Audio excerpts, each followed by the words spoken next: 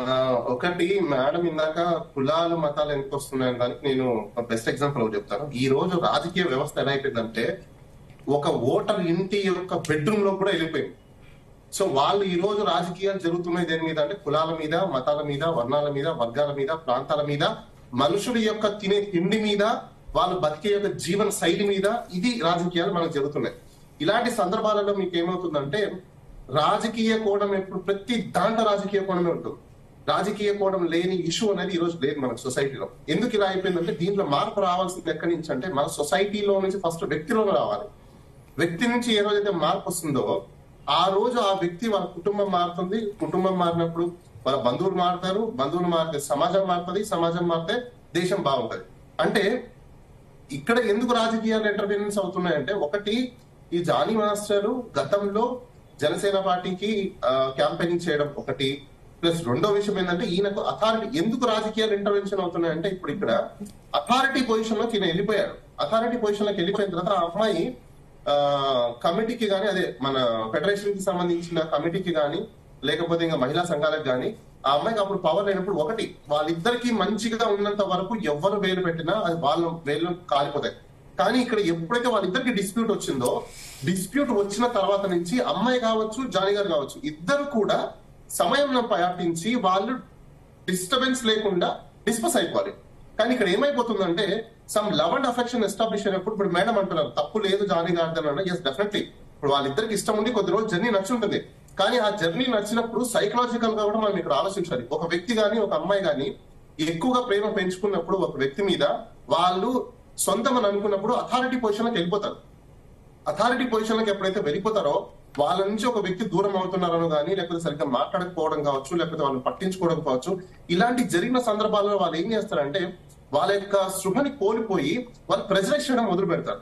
ఇప్పుడు ఆ ప్రెజరైజేషన్ ఇప్పుడు లా ప్రకారంగా చూసుకుంటే క్రైమ్, అదే మోరల్ ప్రకారంగా లేకపోతే వాళ్ళ డొమెస్టిక్ ప్రకారంగా చూసుకుంటే దాని అఫెక్షన్ కూడా మనచ్చు. అంటే ఒకటే పదార్థాన్ని రెండు విధాలుగా ఇక్కడ డివైడ్ చేయాల్సిన అవసరం ఉంది మనకు.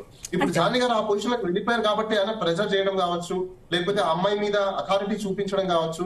అంటే బాలగారు అబ్యూజ్ చేసే తప్పు అన్నాను. Abuse in any form is తప్పు అంటున్నాను. Abuse affection is different. Affection cannot be assumed as abuse. In domestic life it is not a crime. Even there is a general exemptions. లాలో కూడా జనరల్ ఎగ్జామ్షన్స్ ఏంటంటే abuse లో కూడా ఇంట్లో ఉండి వాళ్ళకి వాళ్ళు సపోజ్ ఇద్దరు వైఫ్ అండ్ హస్బెండ్ ఉన్నారు వాళ్ళు ప్రేమగా తిక్కున్నారు అనుకోండి that is not called an crime. But వాళ్ళిద్దరు అఫెండ్ అయితే మాత్రం డెఫినెట్లీ క్రైమ్. నేను అదే ఇక్కడ అంటున్నా వాళ్ళిద్దరికి నచ్చి ఒకవేళ ఉంటే మాత్రం ఆయన ఎంత ప్రెషర్ చేసినా అథారిటీ చూపించినా అది క్రైమ్ కాదు. ఇక్కడ ఆ అమ్మాయికి నచ్చలేదు. నేను అదే అంటున్నా ఆ అమ్మాయి నచ్చకుండా నో అని ఎప్పుడైతే డివైడ్ అయిపోతుందో ఆ రోజు నుంచి జానీ మాస్టర్ కూడా కొంచెము వేకప్ అయి ఉండాల్సింది. ఎందుకంటే ఆ అమ్మాయికి నచ్చట్లేదు ఇప్పుడు నాకు ఎందుకు వచ్చిన గోల్ అంటే అక్కడ ఆయన ఇంకొక ప్రాబ్లం కూడా ఉంది ఆయనకి. ఆయన వన్స్ ఆ అమ్మాయిని యాక్సెప్ట్ చేసి ఇంకా స్టేజ్ కి తీసుకొచ్చిన తర్వాత ఆయనకు కూడా ఒక భావన ఉంటుంది నేను ఇంత చేశాను కదా నన్ను మోసం చేయడం ఏంటి, నా నుంచి వెళ్ళిపోవడం ఏంటి, నా నుంచి సపరేట్ అయిపోవడం ఏంటి, ఏం తప్పులు ఆయనలో ఉన్నాయి అనేది కూడా ఆయన క్వశ్చన్ చేసుకున్నప్పుడు ఖచ్చితంగా ఆయనకు సైకలాజికల్ ఇంబ్యాలెన్స్ అయి ఉంటుంది. ఆ సైకలాజికల్ ఇంబ్యాలెన్స్ అయినప్పుడు అది రాంగ్ డూయింగ్ చేస్తున్నాడా రైట్ డూయింగ్ చేస్తున్నాడా అనేది మనం ఒకసారి చూసుకోవాలి. ఇంకోటి ఇక్కడ క్రైమ్ చేసేటప్పుడు కూడా మైలిషియస్ ఇంటెన్షన్స్ ఉన్నాయా లేదా అనేది కూడా చాలా ఇంపార్టెంట్. ఈ కేసులో నాకు తెలిసి ఎవిడెన్స్ యాక్ట్ ప్రకారం రెస్గెస్టాయ్ అని అంటారు. ఈ రెస్గెస్టాయ్ అప్లై చేస్తే మాత్రం ఖచ్చితంగా జానీ మాస్టర్ కొంచెం సేవ్ అయ్యే అవకాశాలు ఉన్నాయి. కానీ నాకు తెలిసి వాళ్ళ లీగల్ టీమ్స్ మరి రెస్గెస్టాయ్కి వెళ్తాయా లేదా మరి అంత డీప్ కోణంలో చూసేంత కెపాసిటీ ఉందా లేదా అని చాలా ఇంపార్టెంట్. ఎందుకంటే ఇలాంటి కేసెస్ చాలా అరుదుగా వస్తాయి.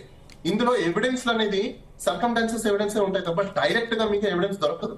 ఎందుకు డైరెక్ట్ ఎవిడెన్స్ దొరకదు అంటే మేబీ టెలిఫోన్ రికార్డ్స్ కావచ్చు లేకపోతే ఇంకోటి ఇలాంటివన్నీ దొరుకుతాయి. కానీ వీళ్ళ ఇద్దరి మధ్యలో వీళ్ళు అబ్యూజెస్ అంటున్నారు కొంతమంది, లేకపోతే సెక్సువల్ ఇంటర్ కోర్స్ ఉంది అని, లేకపోతే అమ్మాయిని ఇంకా కొంతమంది మాట్లాడడం ఏంటంటే వాళ్ళిద్దరు కంప్లీట్ గా హెరాస్మెంట్ చేశారా అని. అంటే హెరాస్మెంట్ ఏ టైంలో జరిగింది, ఎలా జరిగింది, ఇవన్నీ కూడా చాలా ఇంపార్టెంట్, చాలా క్రూషియల్ ఇంపార్టెంట్ థింగ్స్ ఉన్నాయి ఇక్కడ. ఆమె నారేట్ చేసిన కంప్లైంట్ కూడా ఒకసారి మనం చూసుకుంటే మైనర్ దగ్గర నుంచి ఆమె నారేట్ చేసుకుంటూ వచ్చింది. కానీ మరి ఇన్ని రోజులు ఎందుకు కాము ఉన్నారు ఏంటి ఇవన్నీ కూడా చాలా ఇంపార్టెంట్. కానీ ఇప్పుడు ఒకటి ఏది ఏమైనప్పటికీ కూడా ఒకటి జానీ మాస్టర్ వైఫ్ అయినా కావచ్చు లేకపోతే ఈఎం అయినా కావచ్చు ఒకరి యాక్ట్ వల్ల ఇప్పుడు ఇద్దరు నష్టపోయే పరిస్థితులకు వచ్చారు అని అనుకున్నప్పుడు డెఫినెట్ గా వాళ్ళు ఏంటంటే ఎవరు ఎక్కడ ఏ డిఫరెన్సెస్ ఉన్నాయో ఖచ్చితంగా చూసుకోవాల్సిన అవసరం ఉంది. ఇప్పుడు ఆ అమ్మాయికి లైఫ్ ఇచ్చాను, ఆ అమ్మాయి కూడా చాలా సందర్భాల్లో చెప్పడం జరిగింది, నాకు లైఫ్ ఇచ్చారు జానీ మాస్టర్ నో లేకపోతే ఇంకోటి. ఇప్పుడు ఆ అమ్మాయి ఏమన్నా స్టాండ్ తీసుకోవచ్చు అంటే ఆ టైంలో ప్రెజరేషన్ లో లేకపోతే అథారిటీ పొజిషన్ లో ఉన్నారు కాబట్టి నేను చెప్పాల్సి వచ్చింది, నాకు అంత అవగాహన లేదు కాబట్టి. ఇప్పుడు నాకు ఫుల్ ఫ్లెడ్జ్ నాలెడ్జ్ వచ్చింది, నాకు ఒక కెపాసిటీ ఉంది, ఒక బ్యాక్ బోన్ దొరికారు కాబట్టి ఇప్పుడు నేను ఓపెన్ అప్ అయి చెప్తున్నానని చెప్పే సందర్భాలు ఉన్నాయనుకోండి, ఖచ్చితంగా కోర్టు దాన్ని యాక్సెప్ట్ చేస్తుంది. కానీ జానీ మాస్టర్ మరి దాన్ని ఎలా డిఫెండ్ చేసుకుంటారు ఏంటి, సొసైటీలో మళ్ళీ ఇలాంటి రాకుండా జరగకుండా మనం ఎలా అడ్డుకోవాలి అంటే ఒకటి ఇందాక మన యమున పాఠక్ గారు చెప్పడం మీద సోషల్ పోలీసింగ్ అనేది, అలానే సెల్ఫ్ పోలీసింగ్ కూడా మనం చేసుకోవాల్సిన అవసరం చాలా ఉంది. ఎందుకంటే ఇక్కడ నాకు తెలిసి ఇండియాలో, భారతదేశంలో వరల్డ్ వైడ్ పక్కన పెట్టేస్తే సైకలాజికల్ డిజార్డర్స్ ఉన్న ఏరియా ఎక్కడైనా ఉందంటే అది ఇండియా ఒకటే. 82% అబోవ్ సైకలాజికల్ డిజార్డర్స్ ఉన్నారు మన ఇండియాలో, ప్రతి ఒక్కరు. ఎందుకు అంటే ఒక్కొక్కరి మోరలింగ్స్ ఒక్కొక్కలా ఉన్నాయి.